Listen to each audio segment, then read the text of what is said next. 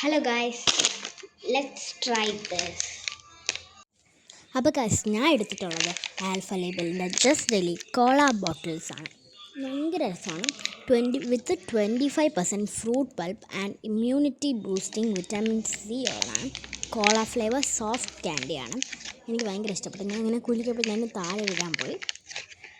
അത് ഭയങ്കര സോഫ്റ്റായിരുന്നു. ഇങ്ങനെ ബോട്ടിൽ പോലെ ഉണ്ടായിരുന്നു. പിന്നെ ഞാനാണെങ്കിൽ കുടിക്കണ പോലെ ഇങ്ങനെ കാണിച്ചിട്ടുണ്ടായിരുന്നു. കണ്ടോ, നല്ല ടേസ്റ്റായിരുന്നു കേട്ടോ. പക്ഷെ വെളിയിലത്തെ കുറച്ച് സോറൊന്നും ഇല്ലായിരുന്നു. എനിക്ക് സോറാണ് ഇഷ്ടം.